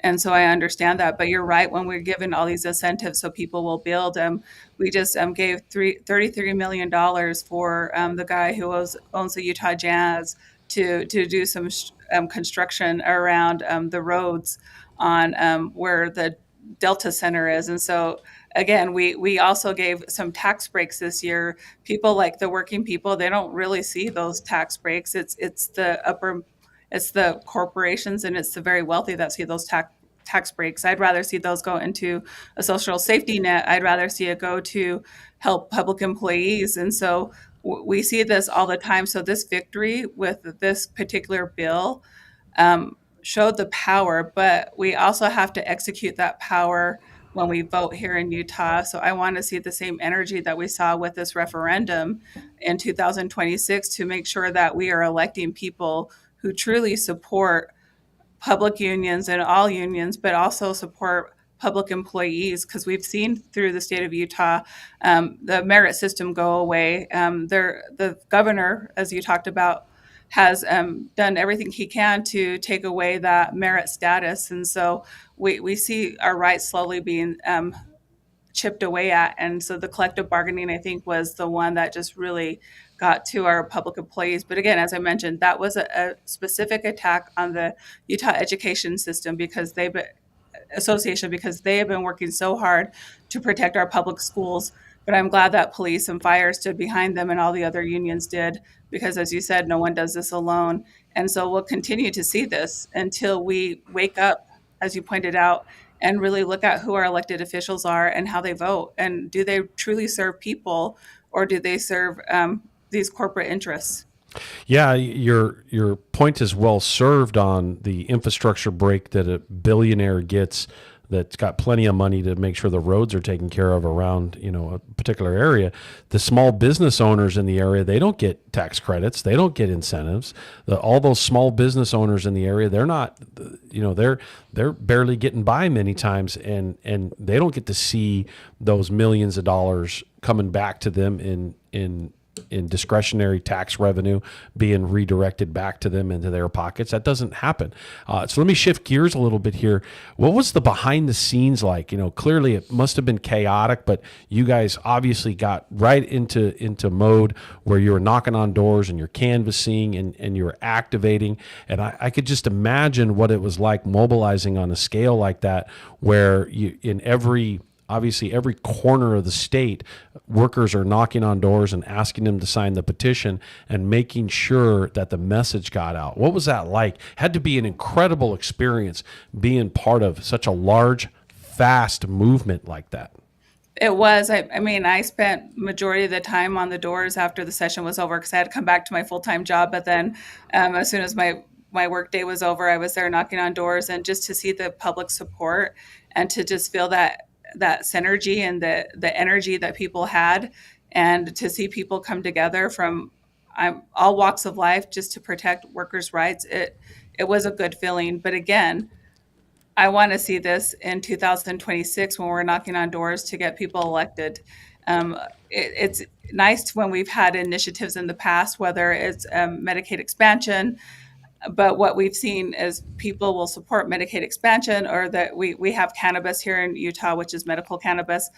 We see them vote for those things on the ballot, but we don't see them vote for all the way down the ballot. So they'll vote for the issue they care about, but they won't vote for the elected official. And Utah, when you look at the House of Representatives, 75 out of 75 members, only 14 of us are Democrats. And we went down after redistricting from 17 to 14. And in the Senate, there's 29 senators and only 6 are Democrats. And if people who are supporting these particular rights, and I'm not trying to make this partisan, would vote down the ballot, I think we wouldn't have such a lopsided legislature where we could truly have some more honest conversations about important policy decisions instead of talking about politics, because it's frustrating at times when we're elected to represent the people, but we get sidetracked on political issues that we don't really need to talk about, instead of focusing on how do we make sure people can put food on the table, how can we make sure that people can turn on lights, and how can we make sure people have a roof over their head. And that should be the bread and butter of what we do as elected officials, as a state legislature. But at times that's not what happens. That's not where majority of our time is focused. It's focused on political messaging and political theater. Well, and it's been happening for the last 4 years. Well, clearly you had there's the Republicans have complete control of the legislature and the governor's office there in Utah, right?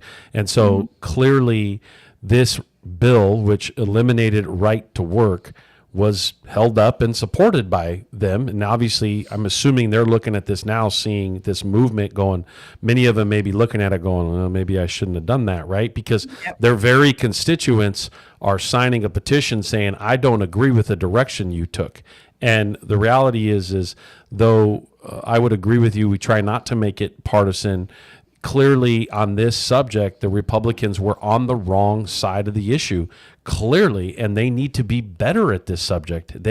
And what's going to get them better at it is more door knocking. And to your point earlier, we have found over the last few years that when we go knock on doors and we introduce the conversation about jobs and we talk about how jobs are impacting the local community, we're getting a 90% success rate, over a 90% success rate in that exchange, whatever we're asking them to do, whether it's to get to a town hall meeting, participate in something, pay attention to something that's going on. And when we kind of dodge the partisan bantering, we find that very robust conversations happen on that doorstep or in that living room. And people then engage, and then they pack town halls as a result of doing it, because what we're trying to do is take that partisan argument out of it and say, look, we're talking about jobs in the area, and we're talking about how jobs are impacted. And we want to make sure that this is happening or that's happening based on that, on that platform, and let's get the politics out of it, because most people are clearly turned off by it. But, the Republicans and, some Democrats have to own the fact that they've got to stop playing the political party stuff, and they got to get to protecting workers.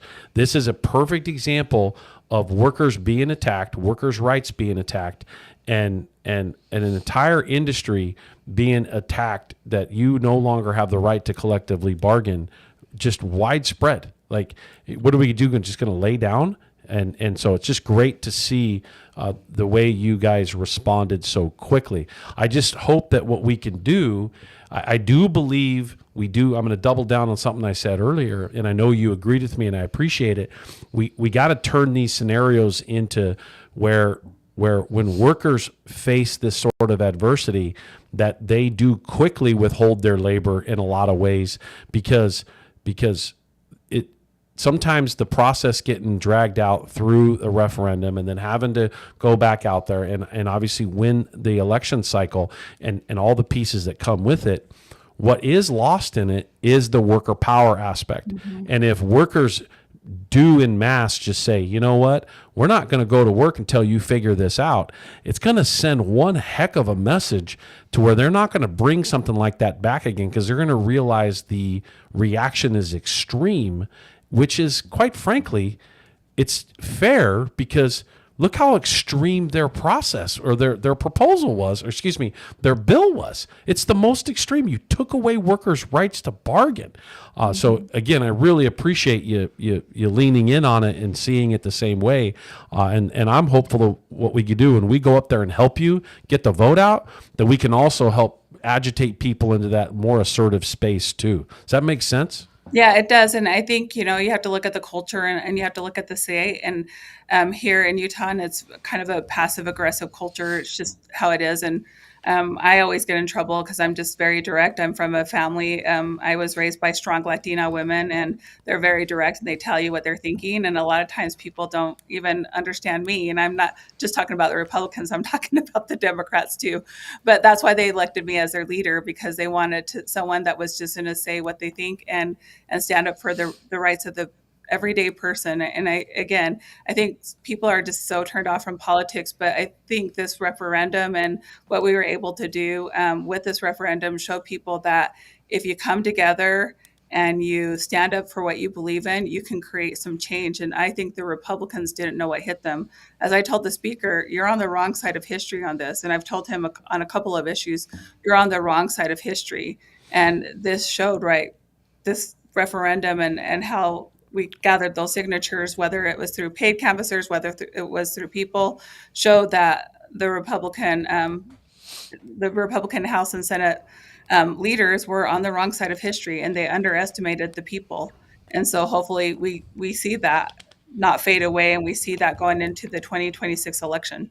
Yeah, I don't think you guys are going to let it fade away. That's for dang sure. And you're not definitely not going to take it for granted like they did on the other side. I think what's great about it is you are pointing it out in the right way. Your phrase of "you're on the wrong side of history" is absolutely true. If you look at historically, any group that is attacking workers' rights, any group that's attacking Americans' rights, they're on the wrong side of history. Period. And what we in labor have to do is we have to really drill down more on getting the average person who may not be a union member to recognize how collective bargaining was won, the argument around the First Amendment, the argument to freedom to assemble, and the argument around once you have those rights, why are we acquiescing them, giving them away, or allowing them to be stripped? So your approach collectively to do what you did in such a large scale, in my mind, is a huge inspiration and sends an enormous message that really, really shows that they miscalculated. Those elected officials miscalculated the resolve of workers in this space, not just unions as institutions, but more so, I think you've pointed it out over and over again, workers. And workers, they get this space when you talk to them. They get it when you knock on their door. And they're willing to help out when you explain to them what's at stake. And these are, like I said, these are essential workers, as you pointed out as well. These are the people we trust to get our kids to school. These are the people we trust to teach our kids. These are the people we trust when when there's crisis. And so to attack public unions, it boggled my mind. And as I mentioned, most of us that serve in the public sector, it's not like we're making the gazillion dollars. We're doing it because we care about people and we want to serve our communities. And that's every union worker I know, and any person who works for the municipality I work for, they're here because they care about people. And so why would you take away those basic rights for someone? Why would you, take away the collective bargaining? But more importantly, at a state level, why would you take the merit system away when someone's put in the time and they put in the effort and they put in the years? And so we've just seen, and another bill that they've focused on is taking away union dues, you're not being able to take it out of your check. So again, unions have been under attack here in Utah for 5 or 6 years. And I think they just thought things were going to go the way that they usually go and nobody was really going to pay attention. But I think this hit home when it came to collective bargaining, because they couldn't separate UEA from fire or police because it's within our Constitution. So if they were going to attack one, they had to attack all. And I'm glad that people stood behind UEA and didn't cave in and didn't do these negotiations that were happening behind the scenes with certain unions. And they said, no, this is all or nothing. And that was mine and Senator Escamilla's message to our caucuses. She's the leader of the Senate Democrats, is like, we can't compromise collective bargaining, because once we say yes and we agree to their negotiation, this is going to have a ripple effect. This is going to have a chilling effect across the country because they're going to use this as their model in other red states. Yeah, you adhering to that goal is admirable, because there's this argument to say, oh, we got to work something out. The reality is being all in and making sure that there's a clear line drawn, and if there's an attack on one, there's an attack on all, is exactly how it had to be approached. I just think it had to be phenomenal. What I want listeners to realize is how difficult that was to manage for all of you that were working on it, because as we were paying attention to it, you could see that the governor kept leaning in, saying, well, I think another type of bill is going to be worked on. I think that there's going to be a compromise made here. This is going to happen. That's going to happen. And before he signed it, he was trying to get everybody to do something slightly different. The amount of work it took for all of you behind the scenes is incredible, to keep everybody on the same page, keep them unified, to say, look, if you're going to fight one of us, you're fighting all of us. We're not going to give up any sacrificial lambs in this space. All I got to tell you is that is exactly what the labor movement needs. That is exactly what workers need, is that sort of dedication to one another. This is the stuff that makes things happen on a larger scale. It doesn't get much larger than 250,000 what you did, but quite frankly, I think in labor as a whole, we need to even do it on larger scales now. And this is a real good example of you all not kind of getting broken down by what's going on behind the scenes. And I'll just say it one more time for those of you listening. You got to understand that work behind the scenes was incredibly challenging and incredibly difficult. Thank you for pointing that out. Yeah, because there were people that, again, were trying to negotiate, and they had a letter, and they had logos of some of the unions that didn't agree to that. And, there were some of us that were, again, doing things behind the scenes. Our caucus wasn't even aware of it. Through my presidency as a National Hispanic Caucus of State Legislators, my national contacts, I'm like, hey, you need to put your people in line. You need to have a conversation, because I hear there's some negotiation going on, and I don't feel comfortable with it. And those people fell through for us, and they didn't fall through. They listened, stepped up, and they stepped up, and they said, "Hey, what the hell are you doing? Like, you can't be compromising our rights." And so I think between just all these different voices and really pushing, and there were people that were afraid. They're like, "Well, no, we need to negotiate because we need to protect the little rights we have." And we're like, "No, it's all or nothing."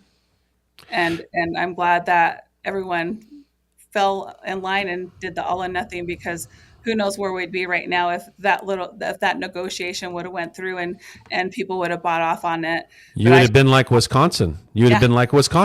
Because that's what they did in Wisconsin, right? When in 2011, they tried to split. Well, they didn't try. They did split, and they only went after certain groups in the public sector. Ultimately, later on, they ended up coming after all of them. And everybody in the end ended up losing as a result of that. And so Utah obviously did it in a way that you prevented that from happening. You prevented them from winning by doing what you're doing. And clearly, we're not going to take for granted what needs to be done in 2026. But we're here. I'm telling you, we will fill a bus. We will send people up. We will help you knock on doors. I'll tell you, we'll work with the state AFL or whoever it is to be, make sure that we're doing member to member, worker to worker sort of stuff versus the political stuff, because obviously, there's certain regulatory factors we got to pay attention to there. But at the end of the day, we'll find a way to make it happen. And heck, I've had hundreds of people say, we'll volunteer, go up there, take a week off to help knock that down. I know when this happened in Missouri, I think it was Missouri that repealed right to work. And, all of us threw down, and we were willing to send whatever it was going to take to make sure we knocked on every single door that we had to knock on to make it happen, because a fight for one is a fight for all. And I definitely think those are some conversations I can entertain offline and talk to you about, because there's a lot of things that can happen here in Utah. I think there's this stereotype that we're just this bright red state, and there's some truth to that. But I also think this referendum and the work of all the unions coming together to to fight what had been proposed in HB 267 showed that there is people power here, but we have to give people a reason to want to fight and believe. And this was something that people said, hey, we need to protect these basic rights, but there's other rights that we need to protect here in Utah, and to make sure that we're not going in a way where we're taking away the power of unions. There's a reason why we have unions. And even though I'm not in a union because of unions, I have certain rights as a public employee, and I appreciate it when it comes to my retirement, when it comes to a lot of things that people don't have in the private sector. And so there's really unique things about working in the public sector and sacrificing and not getting that big paycheck because you care about people. And so we want to make sure that we protect those rights. Yeah, and is there anything in particular that you want to share with listeners about this process, or what you experienced, or what's coming? You know, we got a few minutes here, and anything you'd like to share, the mic is yours. Yeah, Utah is just a really unique state. We have our legislative session is really interesting. We only meet for 45 days, so everything has to happen within that 45 days. So these bills, like you're passing hundreds and hundreds of bills within this 45-day period, and so there's a lot to be said of a citizen, what we call a citizen legislature. Is this really truly the model that we should be doing as a state, or do we have to look at other avenues? The other thing is just people just really need to believe in a system again. And I feel like Bernie Sanders was out here with AOC, and we had almost 20,000 people at the John Huntsman Center. Not all of them could fit in. So I feel like there's this movement. It's bubbling up, and I'm just hoping we can keep that energy here in Utah. I know as a state representative, I do the retail politics. Not everyone does. And so there are things that I'll be doing in my district to keep people engaged and keep them organized, because what we see in a lot of our districts, especially our working class districts, is people just don't go out and vote because they're like, well, it's the Utah legislature. They're just going to do what they're going to do. They always do this. And so I think this bill and the people, the collective power that came behind this bill kind of dispels that myth. And I think if people could just really step up, there are seats that Democrats in Utah lose by 50 votes, by 100 votes. And if we just had a little bit more people power and more people knocking on the doors and talking about issues that people believe in, I really feel like we could flip some seats and we could have more balance here. And so I just want people to dispel that myth that Utah is a red state.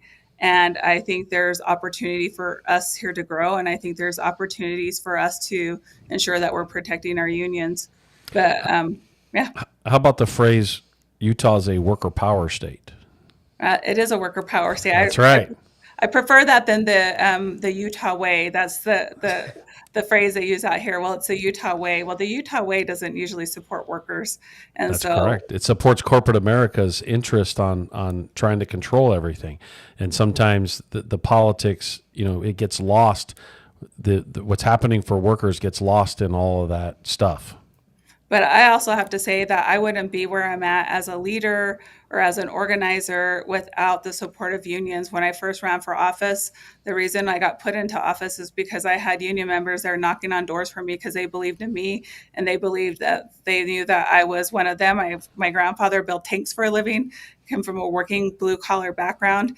And so I never forget where I came from and who I am and who I will fight for. And so if it wasn't for those unions and many of the unions, the Teamsters and Local 222 and others, I wouldn't be where I'm at today. And so I'm very thankful for that. So it's like, if someone gives you something, you also have to give back and help support them. And so that's why, while I'm leader, I'll continue to make sure that I'm a voice for unions and for working people.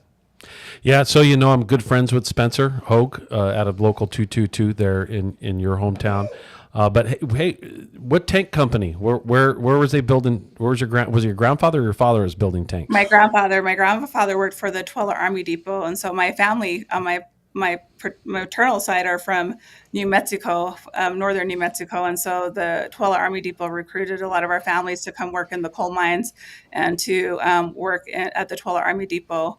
And so my family came to Utah that way. So have strong New Mexico ties, but grew up in a small town called Twilla, Utah. And then I'm first generation to go to college, so I moved to the big city, and I never left.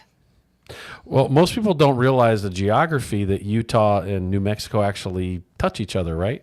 Yes. The four corners there, you can actually step from one state to the other. Yeah, and a lot of mining, a lot of industrial jobs have moved around the West like that, where families have followed the work. So it's great to see that you're part of that heritage and part of that great history, and in a lot of ways, tough history, right? Like those jobs. Difficult jobs, very difficult on working people for a long period of time. Well, and they went, they specifically recruited Latino families, and we were kind of redlined into one area of the town I grew up in, Twilla. So all our families lived in the same area. So it was like a compadre system. And so for me, I always had my community taking care of me and supporting me. And so it was always a big family.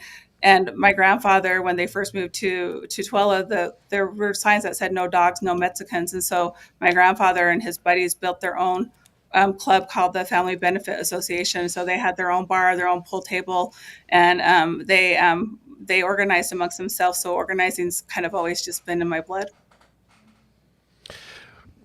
Phenomenal. I can hear it's in your blood. I can hear it's part of everything that you do. Again, phenomenal work. I can't... just so glad that you came on the show to share this story, especially in a lot of the things that are happening right now with public employees across the country. There are some people that feel defeated, and I think that this is an inspiration, and this shows that there's no reason to be defeated, that whether you like some of the things that are happening or the outcomes, you literally can control how you deal with it, as well as you can try to protect it going forward and try to prevent other people. And I like what you said earlier. You're looking forward at what you can do as an additional step to prevent this from happening again, or prevent that disconnect from happening again. That's why I always, I lean into the space of saying, workers are going to have to be a little bit more militant, because they're going to have to be more reactive, and initiatives like this, initiative as far as the Right to Work initiative, the Extreme Right to Work initiative, needs to realize that they're going to provoke workers to fight back, because workers do fight back once you explain to them what's going on, and other workers will help and support. I agree. And I think that workers need to really look at their elected officials at a local level, especially at a state level, because that's where a lot of our rights are taken away, and really look at that individual they're voting for. Does this person really support my best interests? And if that person doesn't, they need to vote for someone else. But the local politics, I think you said it earlier, what happens is it falls down the ballot. You know what I mean? A lot of the local elected officials doesn't get the same sort of attention. Our civic responsibility has kind of distanced us from the local politics, and so much more can be done at the local level, quite frankly, than it can be at the state level, right? It's true. And the reality is we've got to start to get workers to understand you got control over that. You've got more control over that than you realize in your city, your town, or your county. And we just gotta lean more into that. Yeah, because again, at the end of the day, the mayor is the one that will negotiate with worker rights at a city level or at a county level, and the city council is the one that authorizes that budget. So it's really important to have those conversations and find out who those individuals are, and do they truly support workers and worker rights at a local level here, as well as your local school boards too. I don't think a lot of times people pay attention to school boards. And again, a lot of people will vote for these initiatives that, like medical, we were looking at, redistricting and making sure that that was fair, and medical cannabis, and also expanding Medicaid. And so many people voted for that, but they just didn't vote down the ballot. And if they would have voted down the ballot, I think we would have had a more balanced legislature where we might have been able to pass full Medicaid expansion, because when we do initiatives here in Utah, it still has to be approved by the legislature, and they can change it. So again, there's a lot of work ahead of us to make sure that we're protecting the rights of people, and more importantly, the rights of our working people and ensuring that we're protecting our most vulnerable as well. And we have that social safety net for people as well. And a lot of times we just don't have those conversations. Angela, thank you very much. Robert, is there anything you want to add to this? Yeah, I was just going to say, Representative, thank you so much for coming on. I think Randy would agree to this too, especially in a time where corporate America is feeling empowered to really hammer on, labor unions and especially our rank and file members.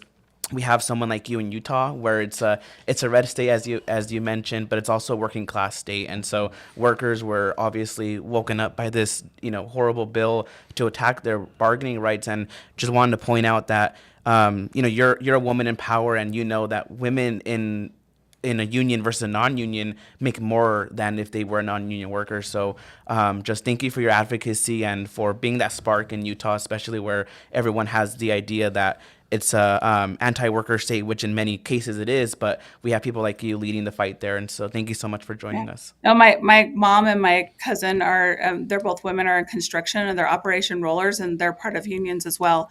And so for me, that's very important to protect those wages that they receive, whether they're working a federal job or just working here locally. Mm-hmm. Yeah, anything you want to close on? No, I just thank you for having me, and I hope people will come on the bus loads and they will knock on doors for us to elect more pro-union, pro-worker candidates at the state and even, as you mentioned, the local level.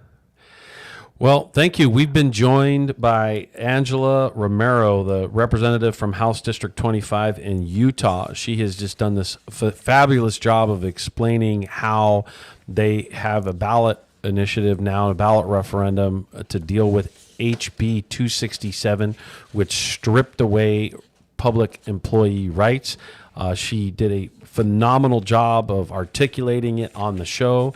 I think that this is, in my opinion, one of our better shows in the last year and a half. Very engaging, very detailed, and it's really inspirational to see, even in the face of what is a very difficult situation, that a very quick response can be managed, mobilized, doors can be knocked on, and workers can be absolutely engaged.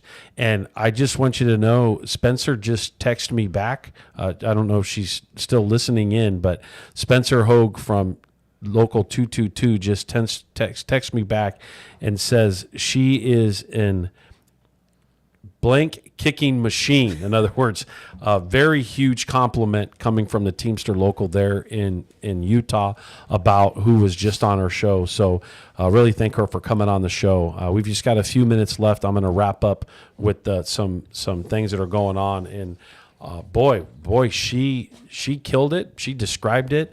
And what an inspiration it should be to all of our listeners. We could take that, this half of the show and use some sound bites and snippets coming out of it to really show that no matter what's going on and how you feel, there's a way to deal with it. And so some of the things I wanted to talk about is Rancho Cucamonga. We've reached an agreement. They'll be voting there, the members we represent at 1932. They've got some increases as well as a significant increase on their health and welfare contribution, making it, they went from the lowest in the city to now the highest as far as what the employer is paying. The Fontana unit will have their retiree medical deductions for their component being that start in July. We also have in a couple of areas where terminations have been reduced significantly. No longer are they a termination. Our staff has been able to turn those either into suspensions or warning letters. We also have a situation where the Kronos issue at the hospital was out of whack and created a ton of timekeeping errors, and those members have been compensated or balanced out as a result of that. And so we also are happy to report on a contract extension for the PSD group. Now, remember, that's very, very delicate and difficult situation because PSD is tied to the federal funds that are coming in and obviously in a lot of ways being cut by what's going on with Doge or Dog or whatever that organization is that's really not doing good things for working people. Anyway, we were able to that should be out for vote here pretty soon. That just concluded. Great work by the staff and great work by the team.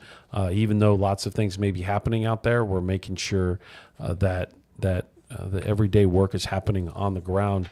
And with that, I'm gonna this one last thing. The KSBD Amazon workers, over 15 claimants have been awarded over $30,000 in claims for wage and hour violations, and there's another 100 more claims that are coming in, so it's good to see that happening. Lots of positive things all over the place. And how is this happening? It's because we're building worker power. We're building worker power in the Inland Empire. You see our billboards and our buses, and you see the entire Think a Teamster campaign that we have out there. And what that's doing with our radio show and our buses and our billboards is it's bringing attention to us. And we'll have people like Angela on our show to talk about how great it is to come together and the possibilities and the things that we can do as workers and how we can drive the message going forward. This is Randy Corrigan in the Worker Power Hour, KCAA 1050 AM, 106.5 FM, and the Teamsters 1932 Broadcast Network. Long-time organizer, first-time radio host. Signing off. See you next week. How can I